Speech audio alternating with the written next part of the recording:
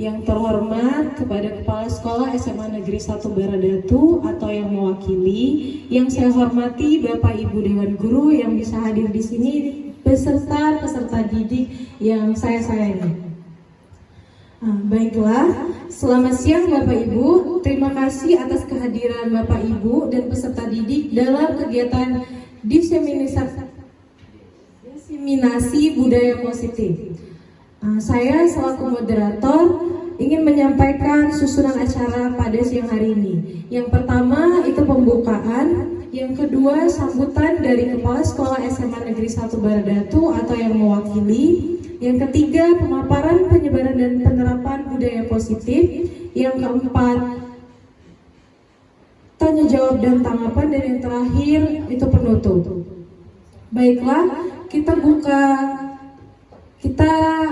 menyanyikan lagu Indonesia Raya. Dimohon pada hadirin silakan berdiri.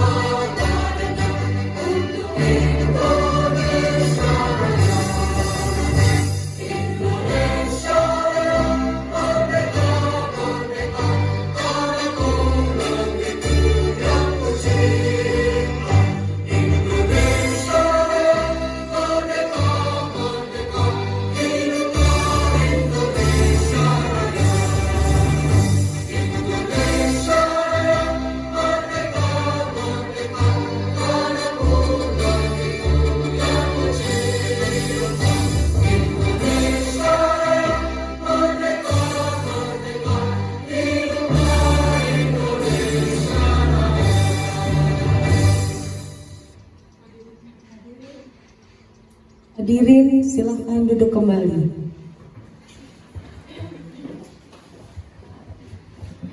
Acara selanjutnya yaitu pembukaan. Marilah kita buka acara kita pada hari dengan melafazkan basmalah. Bismillahirrahmanirrahim. Acara yang selanjutnya yaitu sambutan oleh Kepala Sekolah SMA Negeri 1 Baradatu atau yang mewakili yaitu Waka Kurikulum Memani. Kepadanya dipersilakan.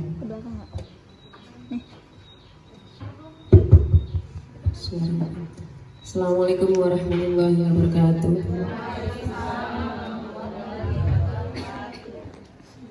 Yang pertama, yang terhormat pada hari ini Bu Zubaidah belum bisa hadir. Yang selanjutnya ibu-ibu dan bapak yang berkenan hadir pada pagi siang ini dalam acara diseminasi positif baik dari Ibu Nova. Marilah kita ucapkan syukur alhamdulillah kita diberikan kesehatan sehingga pada siang hari ini kita masih mengikuti acara ini dengan keadaan sehat walafiat. Kedua, salam serta salam kepada Nabi besar Muhammad sallallahu alaihi wasallam, semoga kita kelak dapatkan syafaat dari beliau. Amin. Ketiga, saya di sini mewakili Ibu Zubaidah yang saat ini belum bisa hadir karena beliau keadaan tidak sehat. Tadi keringat dingin muncul, jadi dia izin untuk mengikuti acara diseminasi kegiatan Ibu Nova. Jadi langsung saja saya mewakili Ibu Zubaidah untuk siang hari ini acara diseminasi positif baik. Kita buka dengan bacaan Bismillahirrahmanirrahim. Terima kasih untuk Bapak Ibu yang hadir pada siang hari ini. Terima kasih juga. Ya, semoga acaranya bermanfaat untuk kita semuanya. Amin. Oke, demikian pada siang hari ini sambutannya mewakili Ibu Zubaidah. Ya, apabila ada salah mohon maaf yang besar-besarnya. Wabillahi taufiq wal hidayah. Assalamualaikum warahmatullahi wabarakatuh.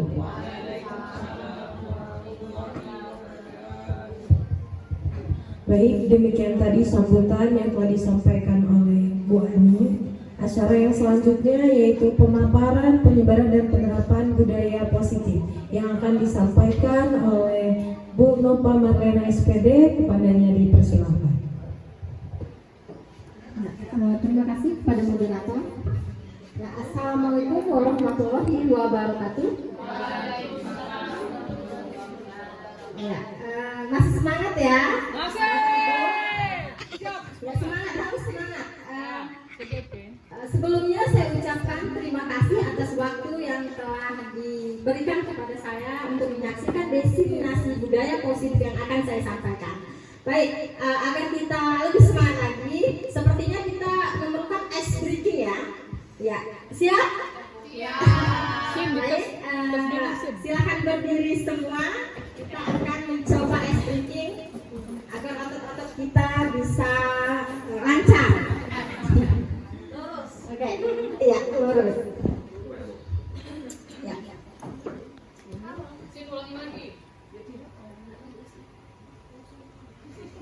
Ya, boleh diikuti nanti apa yang ada di video di depan ya. Kita ikuti bersama.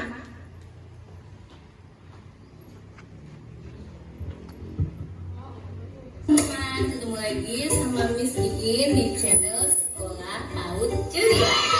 Kali ini Miss Ikin punya ice breaking nih. Ice breaking ini sebenarnya sudah sangat populer, yaitu berjudul Marina Merana Menari atau Marina Menari di atas Merana. Marina menari di atas menara. Nah, karena kata-katanya ini hampir sama, makanya ini agak-agak sulit untuk menirukan gerakannya. Jadi nanti ada 4 gerakan. Yang pertama yaitu Marina, ya, yang pertama Marina menari di atas menara. Nah, itu gerakan yang pertama. Yang kedua yaitu gerakannya adalah Marina merana di bawah menara. Kemudian yang ketiga, Marina menyanyi di menara. Kemudian gerakan yang terakhir adalah Marina menanti di kiri menara. Gimana?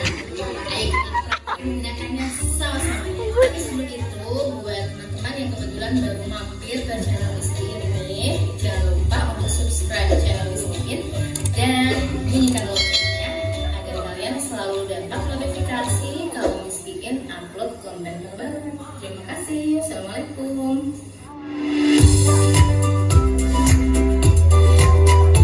Marina menari di atas menara, di atas menara. Marina menari, Marina merana di bawah menara, di bawah menara. Marina merana, Marina menyanyi di kanan menara, di kanan menara. Marina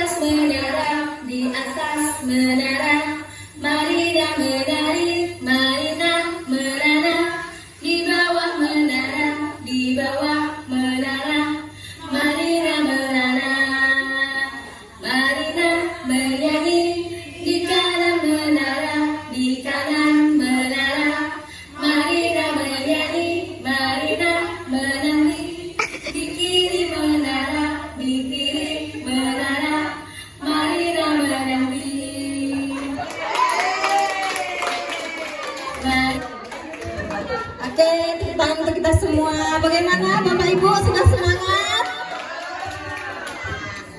Kalau sudah semangat, karena sebelum kita menyaksikan tentang budaya positif, maka kita harus menumbuhkan jiwa positif juga, yaitu dengan senang terlebih dahulu ya. Oke, baik. Apakah sudah senang? Oke, terima kasih. Ya, lanjut. Ya, nanti ya. Ya, di sini saya akan menyampaikan tentang diseminasi tentang budaya positif. Ya, di mana budaya positif itu harus kita miliki sebagai seorang pendidik. Agar budaya positif itu nanti akan kita tularkan kepada siswa kita. Nggak mau gerak semua Ya, sebelumnya saya akan menyampaikan bahwa di sini kita menggunakan yang namanya kurikulum merdeka. Sehingga kurikulum merdeka itu apakah Bapak Ibu sudah sangat memahami tentang kurikulum merdeka? Belum. Oh, sangat belum. Oke, sama. Kita proses untuk belajar ya, bahwa di dalam kurikulum merdeka ini kita intinya adalah berpihak kepada murid. Ya, sesuai dengan filosofi dari Ki Hajar Dewantara. Oke, lanjut. Ya, di situ ada filosofi Ki Hajar Dewantara di mana yang perannya adalah nilai dan peran dari guru ya, untuk agar kita bisa menumbuhkan yang namanya keberpihakan kepada murid sesuai dengan apa yang disampaikan oleh Ki Hajar Dewantara, bahwa pendidikan adalah tempat persemaian segala benih-benih kebudayaan yang hidup dalam masyarakat kebangsaan. Ya, dasar pendidikan KHD adalah kodrat anak merdeka. Di sini adalah manusia merdeka adalah manusia yang hidup lahir dan batin, tidak bergantung kepada orang lain, akan tetapi bersandar pada diri sendiri. Ya, sebelumnya di sini saya di depan bukan bermaksud untuk menggurui, hanya saja saya hanya ingin berbagi ilmu apa saja yang sudah saya dapatkan di dalam program Guru Penggerak. Ya, di sini bahwa kita harus mengenal yang namanya kodrat anak. Kodrat anak ini ada dua. Ya, ada kodrat alam dan ada kodrat zaman. Kodrat alam itu berarti apa sih yang sekarang ini anak-anak senangi sesuai dengan pribadi anak-anak itu sendiri. Ya. Lalu yang kedua kodrat zaman, kita tidak bisa terlepas dari yang namanya kodrat zaman. Zaman sekarang mungkin era digital. Nah, dengan begitu kita juga harus menyeimbangi sebagai seorang pendidik bahwa oh ternyata anak-anak sekarang walaupun mereka dilarang untuk membawa HP, otomatis mereka akan tetap yang namanya membawa HP. Nah, kita menyeimbangkan. Ternyata HP atau teknologi itu tidak semuanya negatif ya. Ternyata ada juga yang bisa kita ambil dampak positifnya. Salah satunya, misalkan anak-anak ini sukanya apa ya? Oh, ternyata mereka ini suka membuat video ya, suka membuat TikTok. Nah, dari situ kita bisa jadikan menjadi suatu pembelajaran ya. Sehingga dan ini alhamdulillah sudah sedikit-sedikit saya terapkan kepada anak, bahwa selama ini mungkin kita selalu bahwa guru ini ya harus kita yang diikuti ya kan, benar tidak Bapak Ibu? Nah, bahwa harus kita yang diikuti, padahal pada dasarnya kurikulum merdeka ini bagaimana agar anak menjadi, maksudnya merdeka ini bukan bebas yang terjun bebas ya, tetapi memang masih ada aturan. Bebas di sini adalah mereka belajar secara mandiri sesuai dengan minat dan bakat yang mereka miliki. Nah, di sini kita perannya sebagai guru ya. Nah, di sini saya sudah menerapkan sedikit-sedikit tentang filosofi KHD ini, yaitu berpihak kepada murid. Di situ kan bahwa Ki Hajar Dewantara harus menuntun murid, di mana kita harus berhamba pada anak. Maksudnya berhamba di sini adalah berpihak pada anak, ya, mempunyai kebebasan merdeka dalam belajar. Kita menuntun siswa belajar merdeka berdasarkan kodrat yang mereka miliki, yaitu tadi kodrat alam dan kodrat zaman. Dan setelah saya terapkan, ternyata memang mereka ya senang seperti itu ya. Oh iya Bu, saya suka membuat video nih. Oh ya Bu, saya suka membuat yang namanya gambar. Saya suka membuat PowerPoint, ya. Sehingga pada waktu itu saya mencoba menerapkan itu berpihak pada murid ini, dan mereka tidak selalu ingin belajar yang namanya di kelas. Oke, kita bawa ke luar kelas, mungkin mereka bosan. Kita juga sebagai pengajar juga seperti itu ya, terkadang ada rasa bosan. Nah, itu juga dengan siswa kita ya, tetapi tetap saja kita yang mengarahkan gitu ya, kita yang menuntun. Nah, di sini kemarin saya sudah mencoba menerapkan itu kepada anak-anak, yaitu karena saya mengajar kelas 12. Kemarin itu ada yang namanya sejarah. Ada guru sejarah di sini? Ada ya, Bu Putri. Yang mungkin bisa berbagi pengalaman Bu Putri tentang pelajaran sejarah yang telah Ibu sampaikan kepada anak-anak, bagaimana? Apakah mereka menyenangi yang namanya sejarah, yang namanya kodrat anak ya? Ada yang senang, ada yang tidak, gitu kan? Bisa berbagi cerita Bu Putri ya, tentang sejarah ya. Oh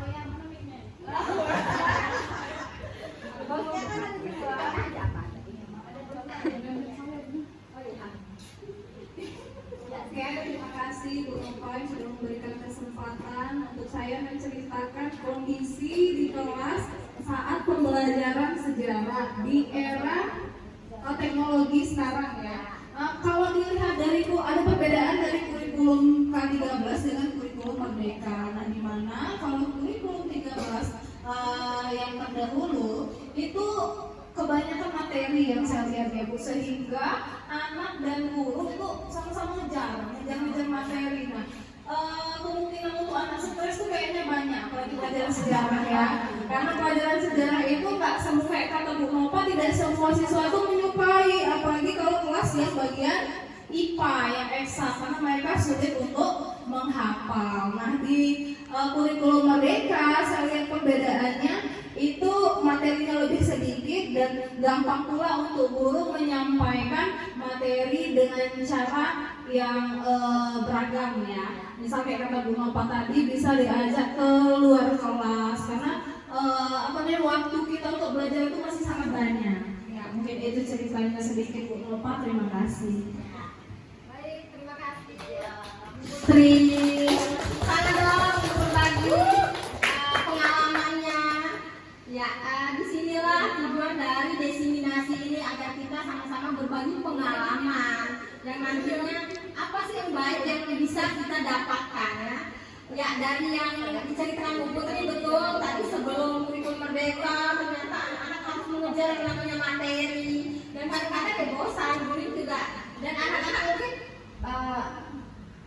cerita apa ya Ibu ini sejarah, sedangkan mereka kan hidup pada zaman sekarang. Ya betul bahwa kurikulum Merdeka sekarang bahwa menuntun anak tidak harus materi terus gitu kan. Bagaimana mereka menciptakan pembelajaran yang biar mereka senang. Intinya adalah siswa senang terlebih dahulu ya. Oke, tadi dari pelajaran sejarah ternyata bisa dikombinasikan ke pelajaran bahasa Indonesia Bu Putri. Kemarin saya sudah mencoba untuk anak kelas 12 bahwa silakan dari sejarah itu, dari pelajaran sejarah yang bisa mereka petik apa, lalu mereka jadikan menjadi suatu karya sastra. Nah, di situ sudah mereka lakukan ya karya sastranya. Lalu di situ ada di Eva. Di sini bisa kita saksikan YouTube Eva. Ya, nanti jadi mereka ternyata lebih kreatif ya. Dan saya juga agak antusias juga ketika mereka ternyata keren ya akhirnya. Iya Bu, akhirnya asik ya Bu, ternyata pelajaran sejarah itu setelah menjadi suatu karya sastra gitu. Eva ini. Eva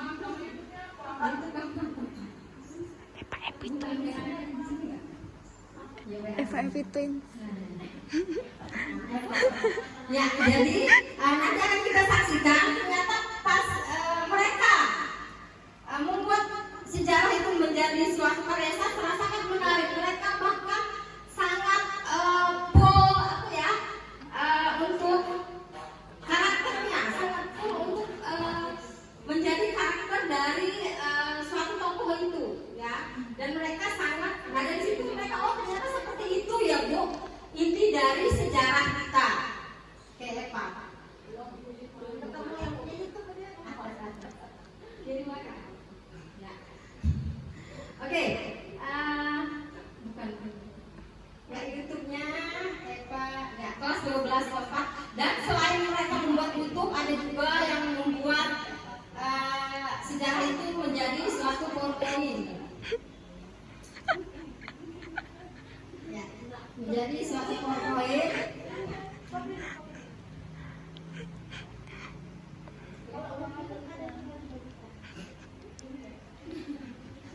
Ya, sambil kita menunggu tentang tayangan Eva yang tadi, ya, ternyata bisa mereka jadikan karya sastra itu. Dan tadinya deadline saya kasih 2 minggu, seminggu sudah selesai.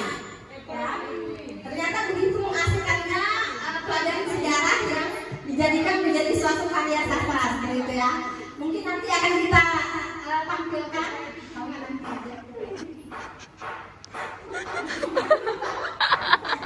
Ya, mungkin nanti saja nanti akan saya tayangkan ya contohnya bahwa sejarah menjadi suatu karya sastra, Bu Putri. Iya, ini awal ini kayaknya. Ya oke, lanjut materi selanjutnya. Ya, selain itu juga Gabung Bu semuanya. keberpihakan murid itu tadi kembali lagi kita memvariasikan pelajaran kita. Ya, sesuai dengan minat siswa itu tadi. Mereka inginnya yang seperti apa. Dan itu tadi salah satunya selain Kok nggak ada? Ya, jadi selain mereka membuat video, mereka juga ternyata ahli-ahli membuat PPT. Dan itu mereka Ada loh. apa yang mereka miliki, bahwa mereka memang anak era digital. Mereka bisa membuat PowerPoint yang di situ mereka memasukkan suara-suara ya, suara mereka dan seperti itu. Oke, sudah ketemu belum YouTube-nya? Ya.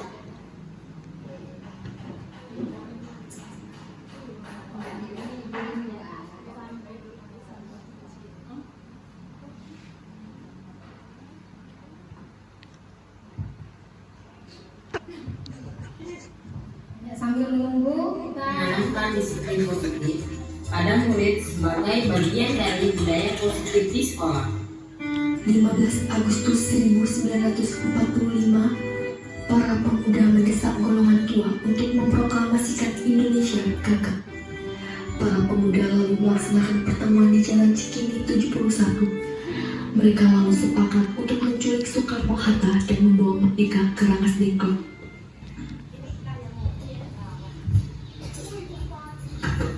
Bung Karno, Bung Karno. Iya, ada apa? Anda harus mengikuti kami ke Rangas Dengklok. Untuk apa aku ikut dengan kalian? Ini sudah menjadi keputusan para pemuda untuk membawa Anda dan Bung Hatta ke Rangas Dengklok. Rombongan pemuda yang membawa Soekarno dan Hatta tiba di Rangas Dengklok. Bung Hatta telah sampai terlebih dahulu sebelum Bung Karno. Keduanya dibawa ke sebuah ruangan di dalam rumah Cio Kisong.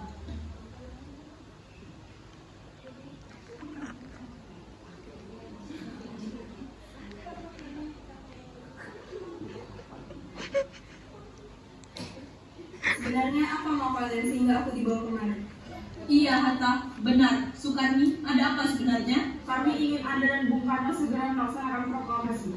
Mengapa kalian mudah percaya dengan berita itu? Jepang pasti akan memerdekakan kita, tapi bukan sekarang. Saya tidak setuju dengan itu, Bung. Kami para pemuda ingin kemerdekaan atas diri payah kami sendiri, bukan karena hadiah dari Jepang. Begini Bung, kami ingin Anda berdua segera memproklamasikan kemerdekaan kita. Jepang sudah menyerah Bung. Ini saat yang tepat untuk kita memproklamasikan kemerdekaan Indonesia. 17 Agustus 1945 dini hari, di ruang makan dalam rumah Aksamana Meda, berkumpullah IR Soekarno, DRS Mohatta, Ahmad Subarjo, Sukarni, Sayuti Melik, dan BM Diah untuk merumuskan naskah proklamasi. Saudara-saudara, bagaimana bunyi naskah proklamasi kita? Proklamasi. Kami, bangsa Indonesia, dengan ini menyatakan kemerdekaan Indonesia. Baik, sudah saya tulis. Lanjutannya, Bung. Hal-hal mengenai pemindahan kekuasaan dan lain-lain diselenggarakan dengan cara seksama dan dalam tempo yang sesingkat-singkatnya. Jakarta, 17 Agustus 1945, Wakil Bangsa Indonesia. Ya, sudah selesai. Apakah Anda semua setuju? Setuju. Lalu, siapa yang akan menandatangani naskah ini? Bagaimana kalau naskah ini ditandatangani oleh semua yang hadir? Saya rasa jangan, terlalu banyak menurut saya. Lebih baik Bung Karno dan Bung Hatta saja yang mendatanginya atas nama bangsa Indonesia. Setuju. Sayuti, tolong kau ketikkan naskah proklamasi ini. Siap, Bu. Saya akan menyuruh Fatmawati untuk menjahit bendera merah putih. Tolong siapkan tiangnya. Baik, Bu, tapi di mana kita akan melaksanakannya? Di rumah Bung Karno. Setuju.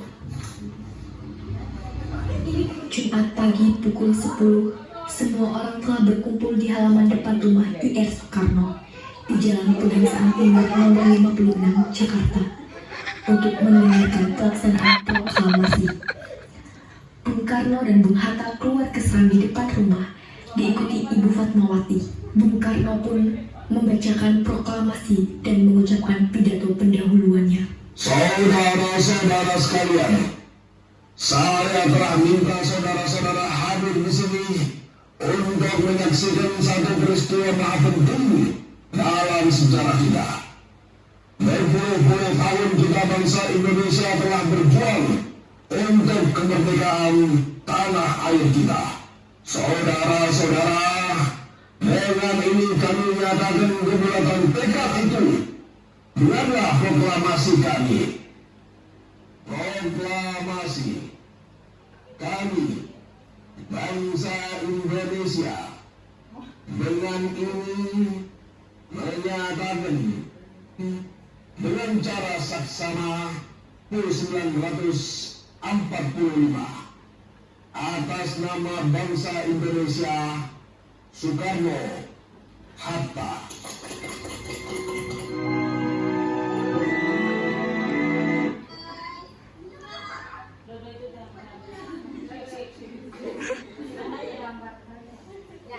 Jadi itu tadi salah satu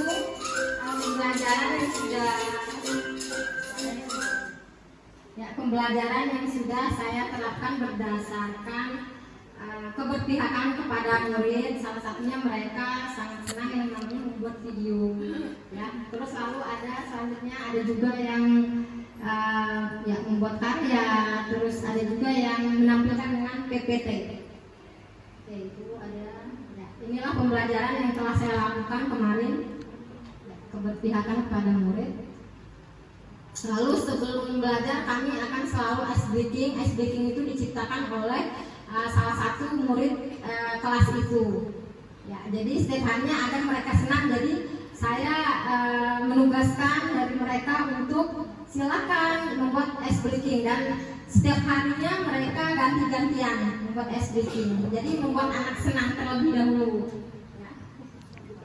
Lanjut, ya, mungkin itu tadi adalah penyampaian tentang keberpihakan kepada murid yang sesuai dengan filosofi Ki Hajar Dewantara yang sekarang harusnya kita terapkan karena kita menggunakan yang namanya kurikulum merdeka. Ya, lanjut.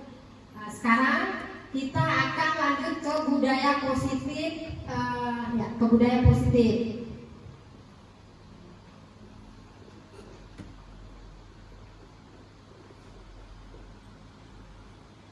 Ya, budaya positif di sini adalah di mana kita menerapkan nilai-nilai kebaikan, yaitu kita juga bisa menerapkan yang namanya profil pelajar Pancasila yang ada 6 dimensi, ya. Yang pertama yaitu apa? Masih ingat? Ya, bertakwa dan beriman kepada Tuhan Yang Maha Esa dan berakhlak mulia. Lalu, ya silakan berenang. Yang kedua, bernalar kritis. Bagus. Lalu, kreatif, Berwawasan luas. ya berkebinekaan global, mandiri, terus bergotong royong, betul. Ya, bagus. Beri tepuk tangan dong. Berarti sudah menerapkan ya Bu ya, Bapak Ibu, yaitu profil pelajar Pancasila. Intinya ada 6 elemen itu yang harus kita terapkan. Ya, di mana di sini budaya positif ini, ya, yang akan saya bahas tentang budaya positif di sini adalah untuk menumbuhkan budaya positif. Ya, untuk menumbuhkan budaya positif, maka di sini salah satunya adalah dengan restitusi. Sudah pernah mendengar kata restitusi? Sudah pernah mendengar belum Bapak Ibu?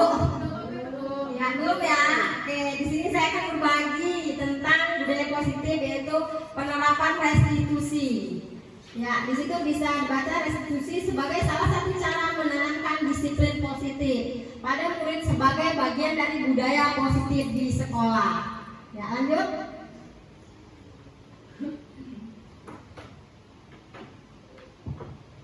Ya, untuk menumbuhkan budaya positif sebagai pendidik harus memiliki posisi kontrol sebagai manajer. Nah, di sini adalah yang berperan untuk menumbuhkan budaya positif, yaitu adalah peran dari guru itu sendiri atau pendidik itu sendiri, di mana kita harus tahu posisi kontrol kita selama ini yang mana ya, yang sudah kita terapkan, apakah sudah merujuk ke berpihakan kepada murid atau belum, seperti itu ya. Ya, lanjut.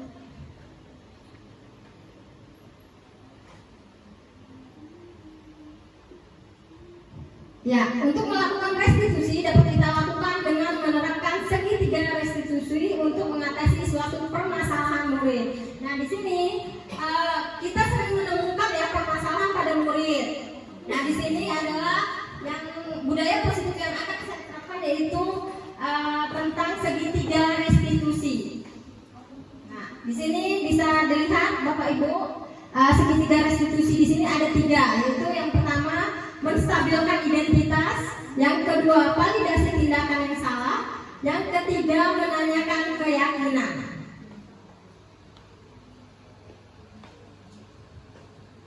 Jalan.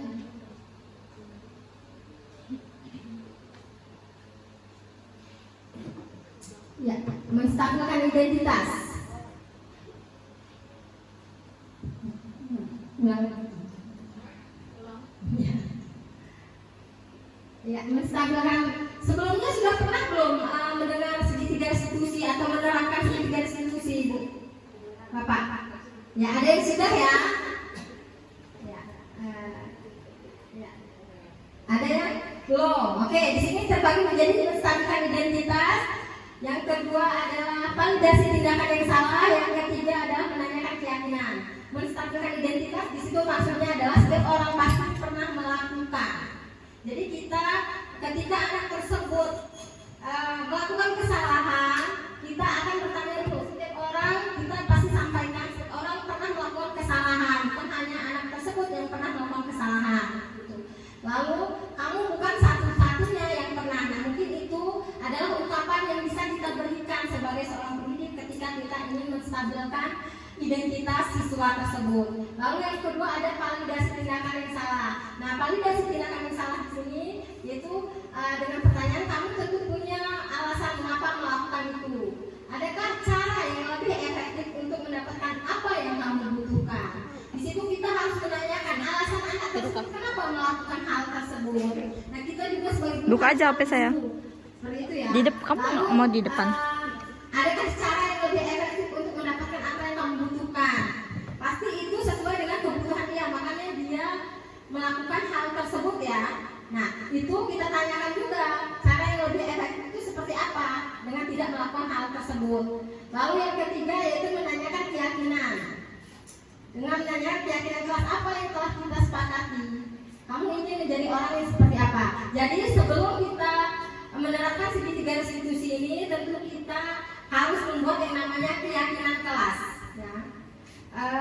Oh iya, sebelumnya Pak. ada peraturan, ada Dia minta kesepakatan potong. kelas, Potong. dan ini kita melakukan keyakinan kelas. Keyakinan kelas ini adalah bagaimana antara guru dan siswa, yaitu kita menanyakan dari setiap anggota siswa itu apa sih yang mereka yakini tentang nilai-nilai kebaikan. Nah, setelah itu itulah yang maksud dengan segitiga restitusi. Ya, lanjut.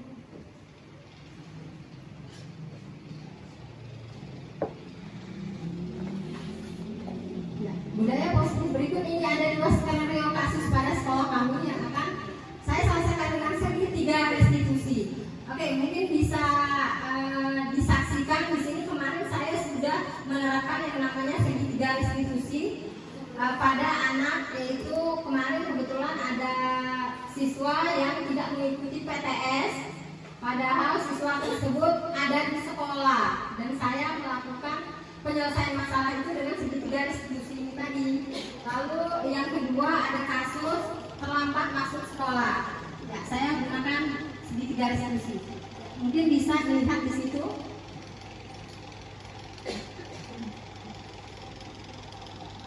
Ya, di situ adalah Yandri. Ya, Yandri ini dia tidak mengikuti PTS, sedangkan dia ada. Nah, saya yang pertama adalah melakukan ini tadi apa namanya? Ya. Yang pertama adalah saya melakukan untuk menstabilkan identitas. Ya, untuk melakukan menstabilkan identitas, yang pertama saya menanyakan, Yandri, semua orang pernah melakukan kesalahan dan lalai termasuk jawaban. Namun setiap tindakan pasti ada alasan. Ya, kira-kira mengapa kamu tidak mengerjakan PTS? Dan di situ Yandri bercerita kenapa dia tidak mengikuti PTS tersebut. Ternyata di situ diketahui bahwa dia tidak mengikuti karena kemarin kita kan menggunakan HP PTS-nya otomatis HP-nya yang harus digunakan untuk PTS. Ternyata di situ saya temukan adalah Yandri HP-nya ngedrop dan dia juga ternyata ngantuk, Bu, saya ngantuk, jadi saya tidak melakukan PTS. Ya, saya tanya kenapa ngedrop dan Yandri bercerita bahwa HP-nya ngedrop karena malamnya dia main game sampai larut malam, sehingga tidurnya malam dan pagi kesiangan HP-nya lupa dicas. Di sini ada validasi tindakan yang salah. Ya, lalu saya melakukan validasi tindakan yang salah dengan tahu kalau perbuatan itu baik atau tidak. Saya akan menanyakan kepada Yandri, perbuatan tersebut baik atau tidak ya? Ya, dan Yandri mengatakan itu tidak baik, Bu. Itu validasi tindakan. Jadi menurut masih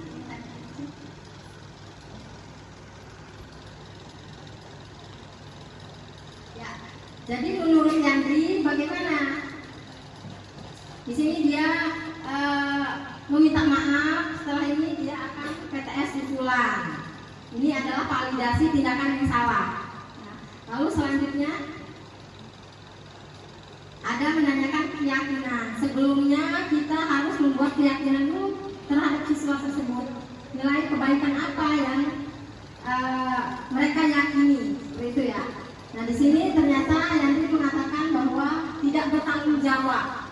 Ya, di situ keyakinan kelasnya menuntut untuk bertanggung jawab. Dan di situ dia tidak melakukan itu.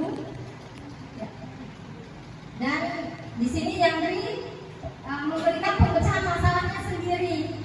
Ya, yaitu dia menyebutkan saya tidur larut malam dan saya juga akan mengacas HP dari malam ketika PTS. Ya, mungkin bisa kita langsung saksikan itu tadi segitiga restitusi yang ada 3, kita bisa langsung saksikan videonya.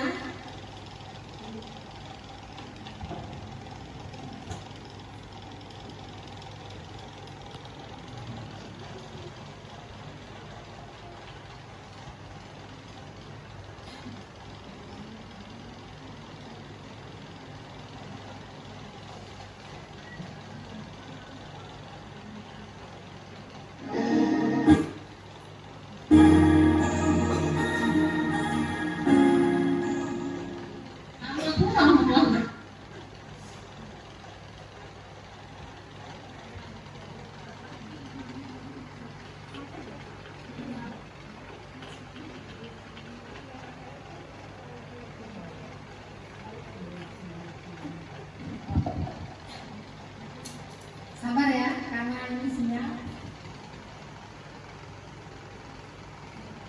Saya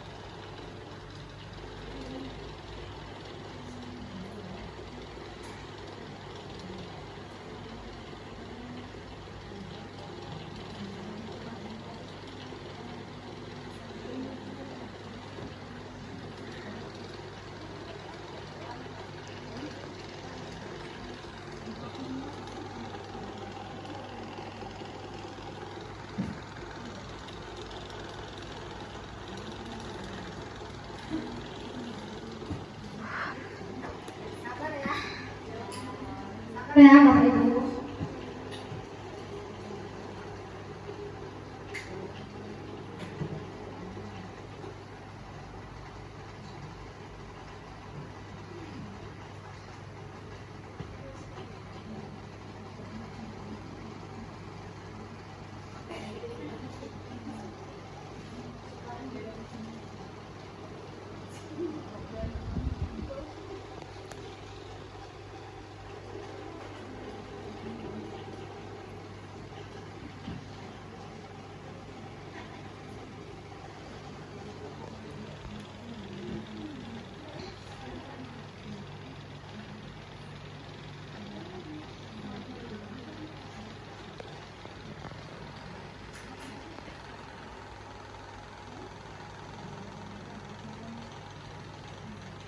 Penerapan segitiga di Pelabuhan Membelah Berkatu. Saya Nova Guru SMA Universitas Sargat.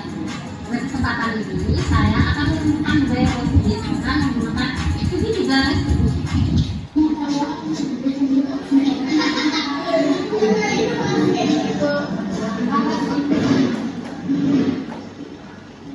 tahu kenapa dipanggil sini?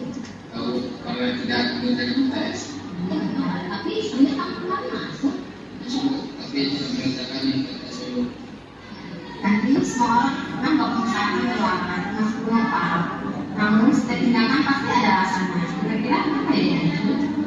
Saya ngatur hati sebentar, berprogram sebelum sampai dan terus namanya selalu satu. Jadi tapi saya ngerti nggak bisa tes dulu. Jadi kalau gitu sistem ini juga pasti akan sangkut dan berlaku bukti PTS sama itu bro. Tapi kamu tahu kan kalau kita mau PTS dan menggunakan aplikasi sampel sehingga kita harus menggunakan HP. Ya aku tahu. Tahu buat apa ya? Itu tidak. Jadi kamu harus melakukan apa lagi? Apa mau melakukan lagi? Kalau saya tidak mau saja. Tapi saya sudah. Jadi keinginan apa yang kita sesuai dengan keinginan kamu? Jadi bagaimana kita? Kami berapa yang cukup yang bisa komunitas ini. Kalau nanti kamu mulai lagi,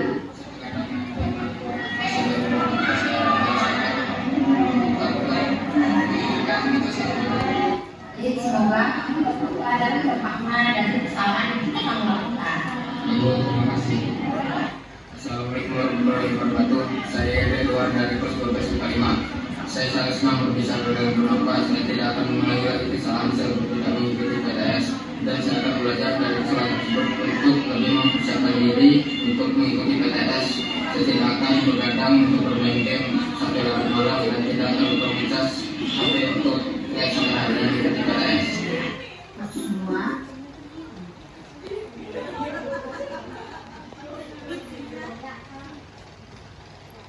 Ini cara penyelesaian menggunakan segitiga restitusi karena satu siswa yang tidak mengikuti PTS. Ya, selanjutnya ada kasus 2 yang di sini adalah Arya datang terlambat saat pelajaran bahasa Indonesia. Boleh?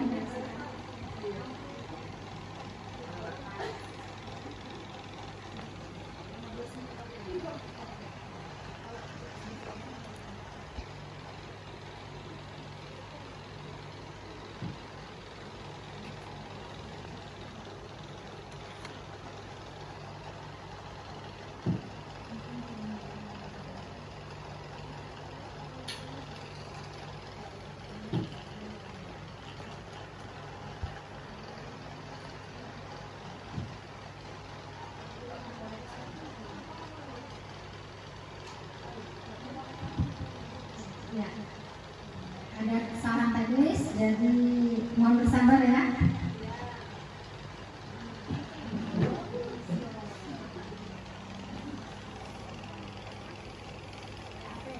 Sambil kita menunggu, jadi dari tayangan tadi ada yang ingin memberikan komentar tidak mengenai penggunaan segitiga restitusi yang sudah saya lakukan terhadap Yandri tadi.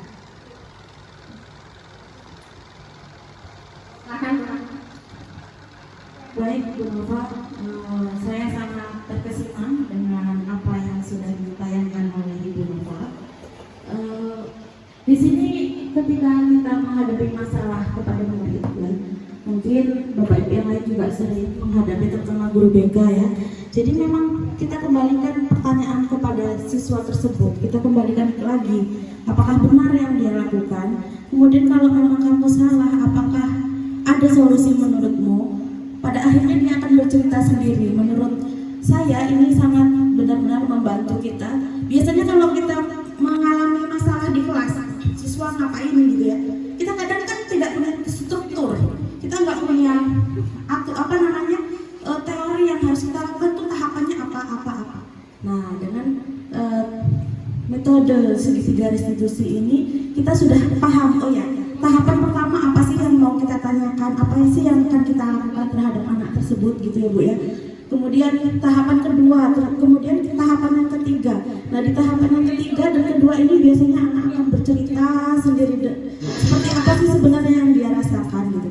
Jadi justru biasanya kalau kita menghadapi masalah, kita yang banyak omong bla bla bla bla. Nah, ketika menggunakan metode ini justru siswa yang banyak bicara gitu dan dia menyelesaikan masalah sendiri. Begitu Bu Nova, terima kasih. Ya, terima kasih Bu Rahma, sangat bagus sekali. Berarti Bu Rahma sangat memahami dan setuju ya tidak menggunakan segitiga restitusi. Silakan menyaksikan hasil.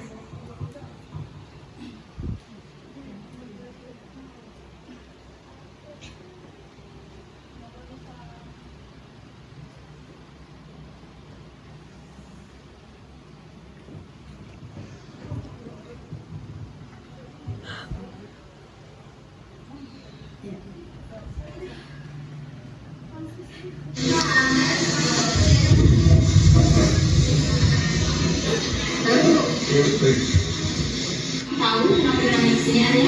Ibu tahu, karena saya datang terlambat pas belajar ibu. Setiap orang pasti pernah bawa kali sama karena dia datang terlambat. Ya Bu, maaf, saya tadi bangunnya kesiangan, terus lupa pasang alarm, jadinya bangun jam 6.30. Ya Bu, tahu.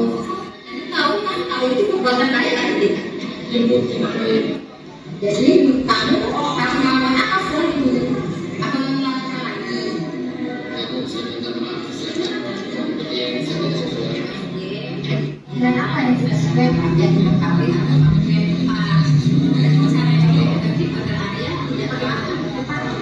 Jadi sekarang lalu mengalami karena berbeda dan sebelum itu saya akan melakukan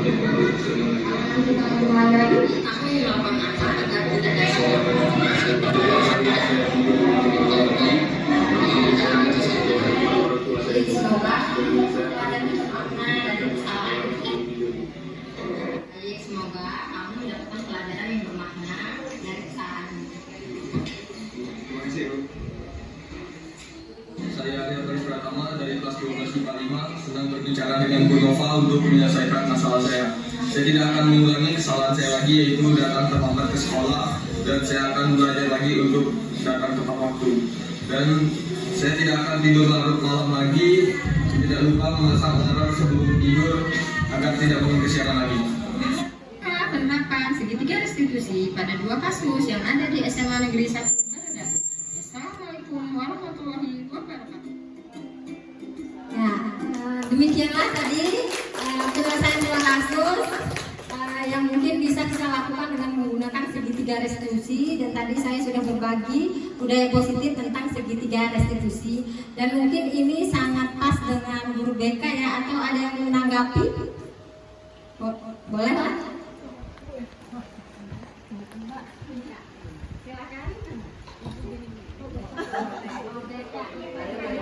Ya, guru BK dulu ya.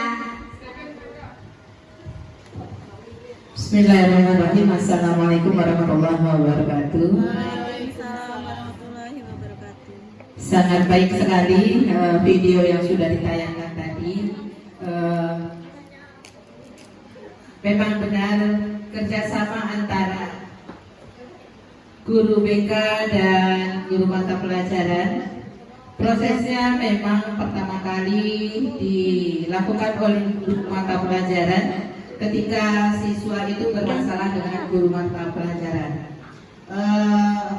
Setelah beberapa kali guru mata pelajaran memanggil, tentunya menemukan solusi-solusi yang baik untuk anak-anak semua.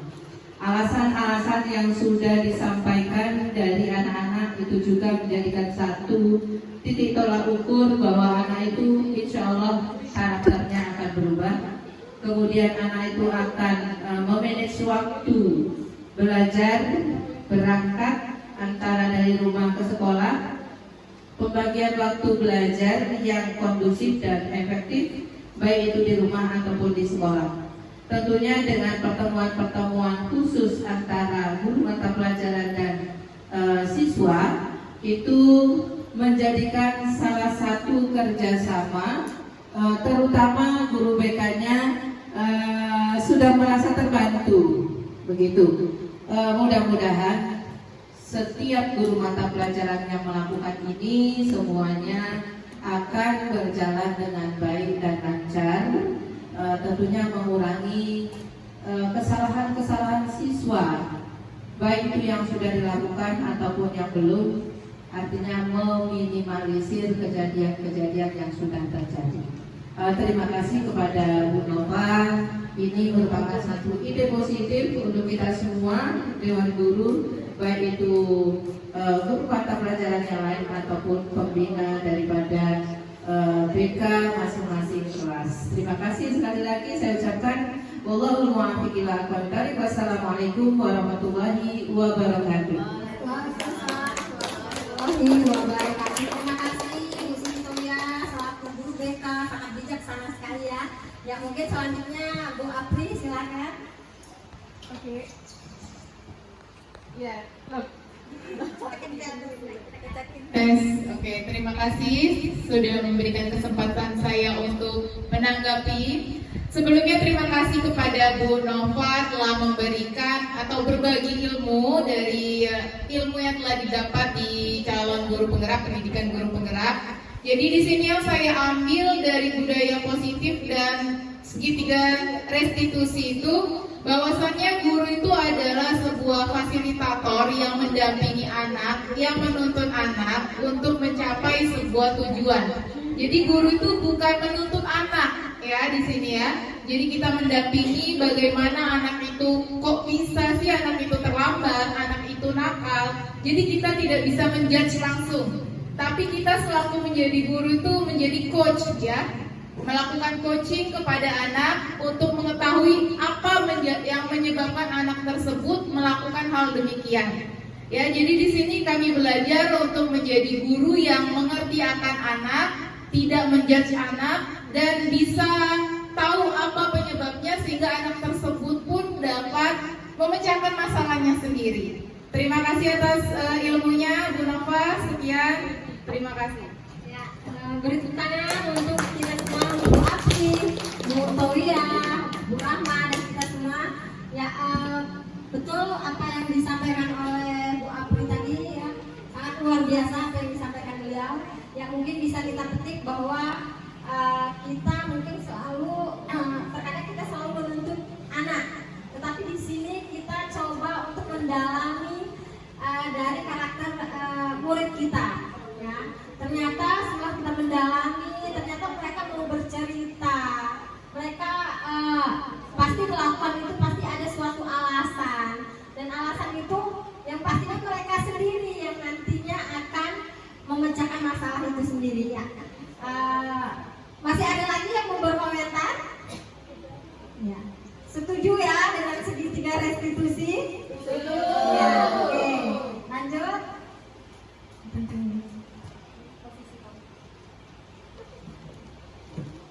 Ya, di sini kita akan melihat posisi kontrol guru. Nah, di sini adalah yang saya berperan adalah posisi kontrol. Selama ini, apakah kita sudah sesuai posisi kontrolnya ya, dengan berpihak kepada murid? Ya, di sini ada 5 posisi kontrol. Ya, mungkin nanti bisa kita koreksi yang mana ya selama ini yang sudah saya terapkan. Di sini ada penghukum, pembuat merasa bersalah, ada sebagai teman, ada pemantau, ada manajer. Mungkin Bapak Ibu sudah tahu ya, selama ini ternyata saya masih memposisikan diri saya menjadi penghukum untuk murid atau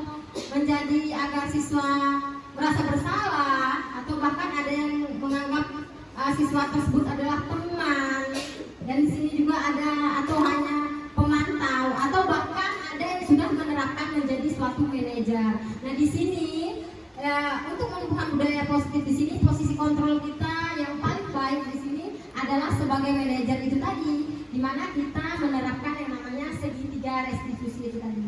Oke, sebelum lanjut, di sini ada penghukum ya. Ini ada 5 posisi kontrol guru seperti ini. Ya, posisi kontrol guru yaitu penghukum. Kira-kira dari 5 posisi kontrol tersebut ada yang ingin menyampaikan tidak? Dirinya selama ini ternyata saya baru sebatas ini ya sebagai penghukum. Ya, di sini penghukum bisa dilihat adalah menggunakan hukuman fisik atau verbal. Itu mungkin adalah sesuatu yang dimaksud dengan penghukum ya pada siswa. Terus di situ ada pembuat merasa bersalah. Di sini di mana guru berbicara lembut, yaitu menggunakan kehadiran yang membuat orang lain merasa tidak nyaman. Ya, sehingga posisi merasa bersalah ini oh ya, ternyata yang saya lakukan tersebut adalah salah ya, seperti itu.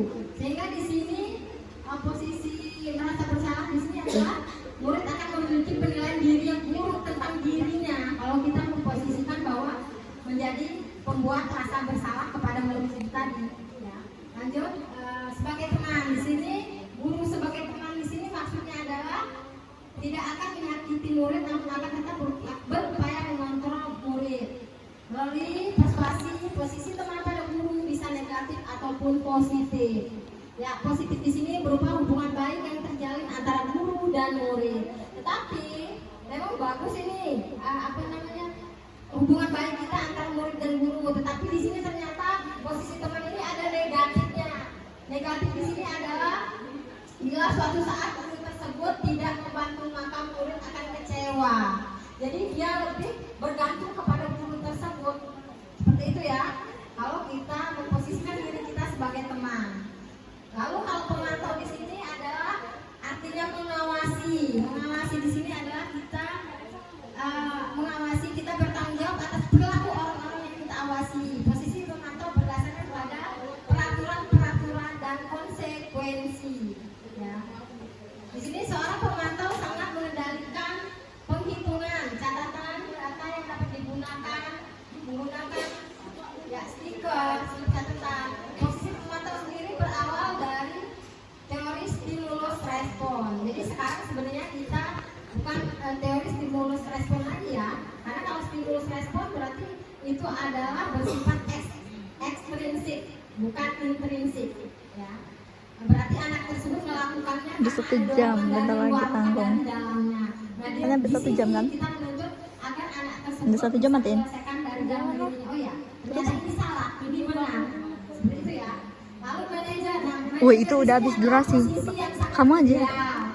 Ya, posisi ideal di sini adalah manajer bukan untuk mengatur perilaku seseorang. Kita membimbing murid untuk dapat mengatur dirinya. Seorang manajer bukan memisahkan murid dari kelompoknya, tapi mengembalikan murid tersebut kelompoknya dengan lebih baik dan kuat. Ya, oke. Dari posisi kontrol tersebut, ada yang ingin menyampaikan kira-kira selama ini saya sudah di posisi yang mana ya? Ada yang ingin menyampaikan?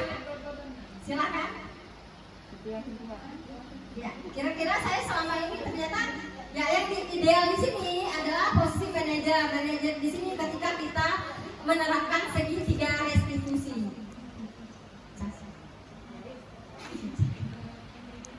Ya, silakan yang ingin menyampaikan. Ya, kira-kira saya ini selama ini ternyata saya masih penghukum ya. Ternyata itu justru menyenangkan bagi kita guru, begitu juga dengan siswa. Ternyata anak tersebut akan terbuka, dan sekarang karena itu adalah dorongan dari dirinya. Yang pertama yang harus kita lakukan adalah membuat keyakinan kelas, baik keyakinan kelas maupun keyakinan sekolah, dan itu kita berikan kepada siswa tersebut yang akan membuatnya. Ya. Mungkin itu saja yang bisa saya sampaikan. Semoga apa yang saya sampaikan dapat bermanfaat untuk kita semua. Di sini sekali lagi saya menekankan bahwa saya bukan mengajarkan hanya berbagi budaya positif yang telah saya lakukan. Ya, mohon maaf apabila ada kesalahan baik yang sengaja ataupun tidak disengaja, itu kembali lagi ke saya bahwa itu berarti berasal dari diri saya, karena kesempurnaan hanya milik Allah Subhanahu wa taala. Dengan demikian maka saya akhiri. Wassalamualaikum warahmatullahi wabarakatuh. Waalaikumsalam warahmatullahi wabarakatuh.